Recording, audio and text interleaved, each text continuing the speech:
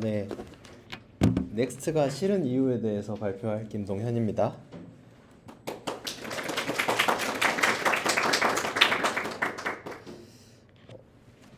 사실 넥스트.js가 굉장히 프론트엔드 할 때는 중요한 주제라서 제가 선정을 했고요. 지금 프론트엔드 파트에서는 이걸로 세미나 그리고 뭐 파트 스터디 뭐 기타 등등 다 하고 있습니다.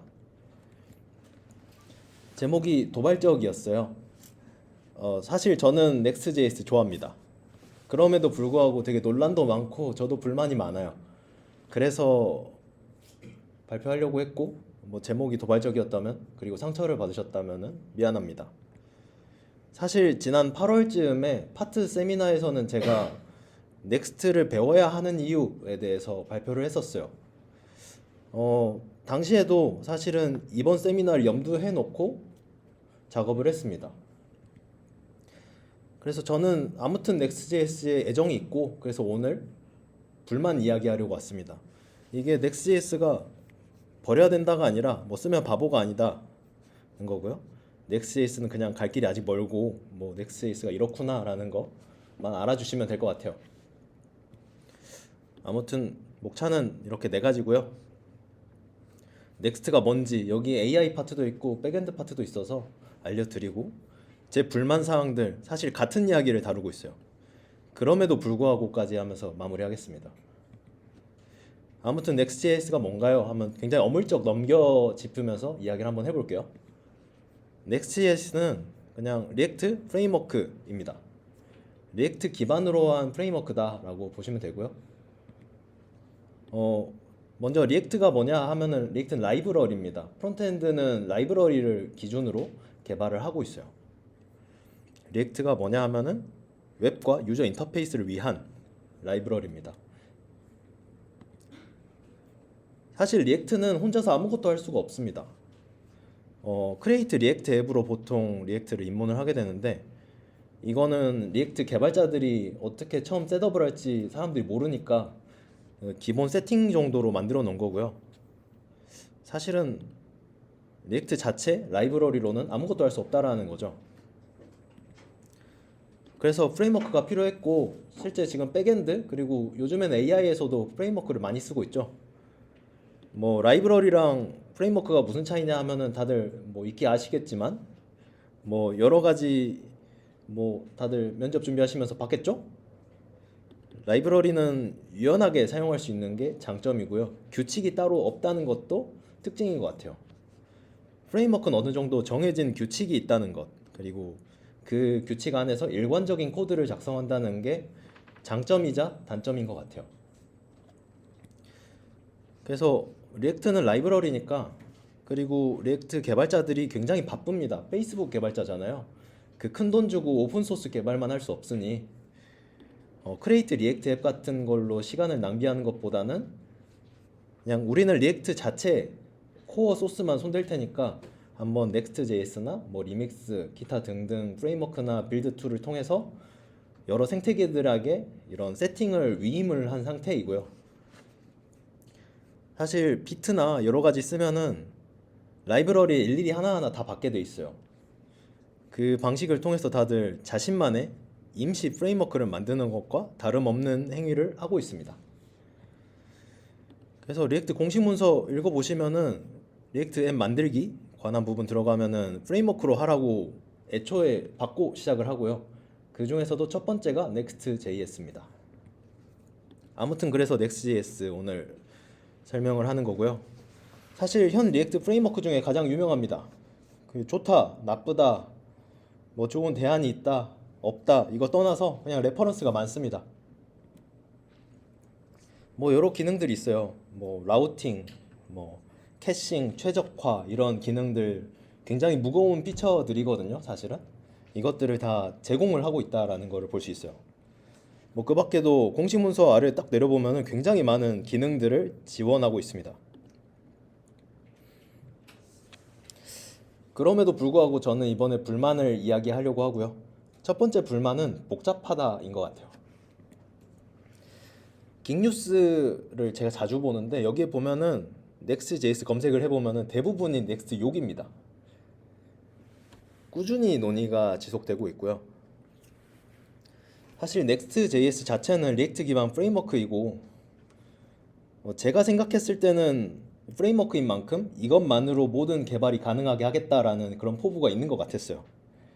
그리고 최대한 혁신적인 기능을 넣어서 이것만으로 개발을 하고 리액트 공식 문서에서도 최상단에 올려놓는다고 했잖아요. 리액트에서 밀어주는 최전방에 있는 기술이라고 볼 수 있어요. 그런데 이런 말들이 많습니다. 이 Next.js 다 좋은데 복잡하다. 여기 굉장히 무서운 말을 하셨는데 99.9999%의 프로젝트에서는 필요 없는 추상화 계층을 갖고 있다라고 어떤 개발자분께서는 이야기했어요.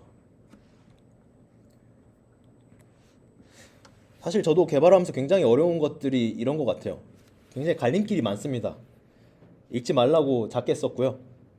뭐 라우터 어떤 거 쓸 건지, 서버 컴포넌트인지, 뭐 클라이언트 컴포넌트인지, 데이터 패칭은 어떤 방식으로 할 건지, 스트리밍 넣을 건지, 캐싱이 자동으로 되는데 벌셀 아니고 다른 배포 환경에서 하면 또 안 될 수도 있다.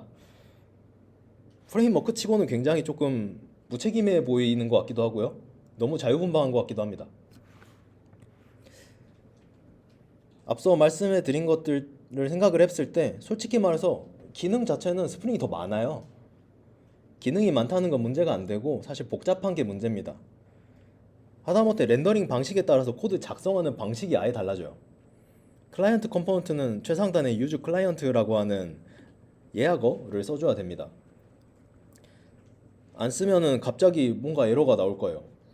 그리고 서버 컴포넌트에서는 유즈 스테이트 같은 게 작동을 안 합니다. 프론트 분들은 이게 어떤 식인지 아실 거고 백엔드 분들은 아 그렇구나 하고 넘어가 주시면 됩니다.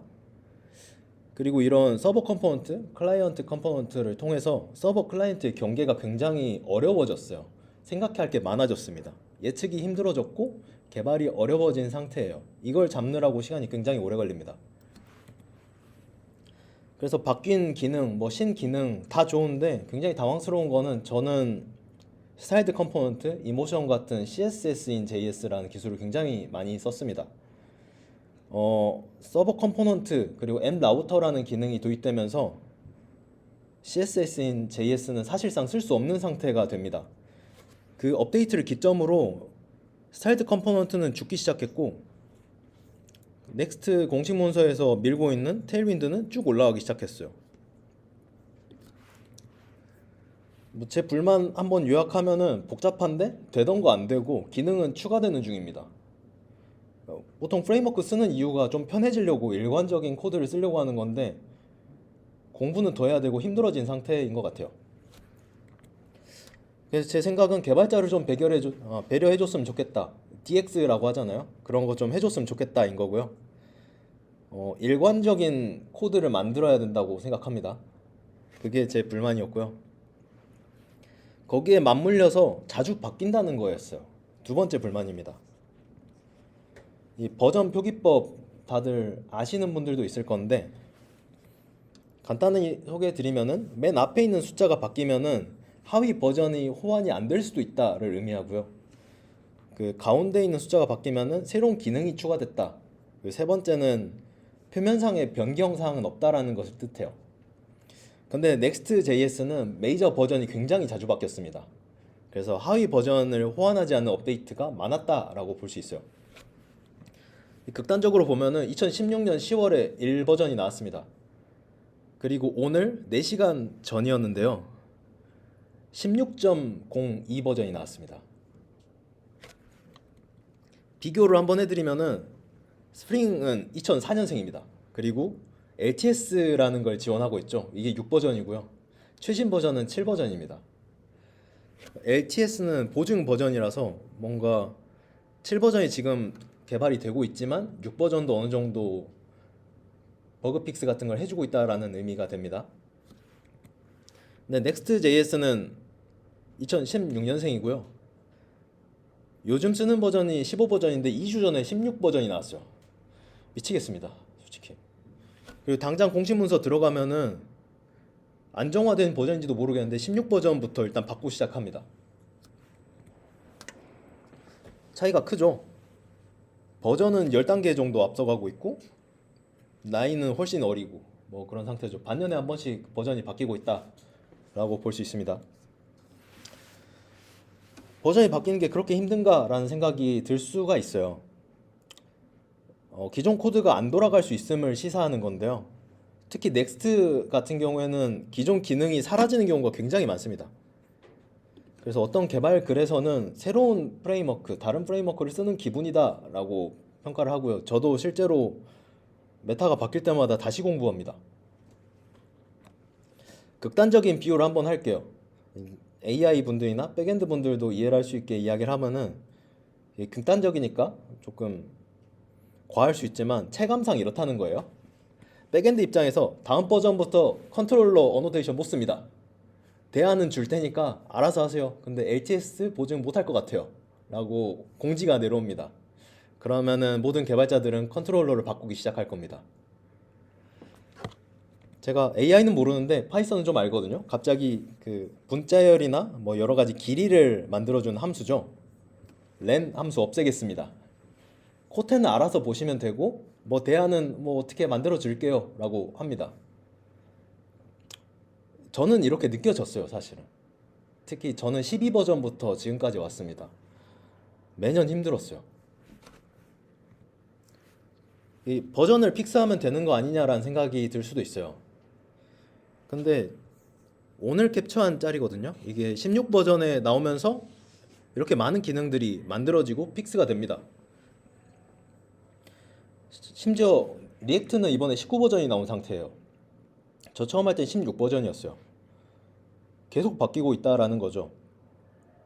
넥스트 자체의 기능도 계속 바뀌고 만들어지고, 솔직히 지금 사용하는 버전도 안정하다라고 느끼지 못하거든요. 결국 언젠가 바꿔야 되는 스트레스 요인에 불과합니다.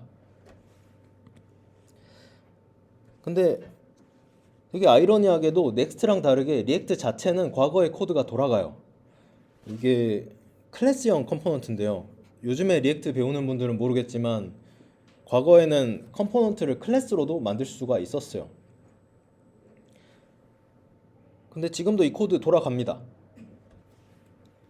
클래스가 사실상 내려지기 시작한 게 한 16버전 이후부터인데, 그때부터 지금까지 이 코드는 돌아갈 거고 19버전이지만 아무튼 됩니다. 근데 넥스트는 과거의 코드를 계승하지 않습니다. 제가 페이지 라우터라는 걸로 넥스트를 입문을 했는데, 이 get server side props라는 코드는 요즘 앱 라우터에서 쓸 수가 없어요. 요즘에는 서버 사이드를 만들려면은 뭐 서버 컴포넌트, 뭐 기타 등등을 사용을 해야 됩니다. 특히 이 패러다임이 크게 바뀐 시점이 한 13버전쯤부터인데 공부를 아예 다르게 했어야 됐던 것 같아요.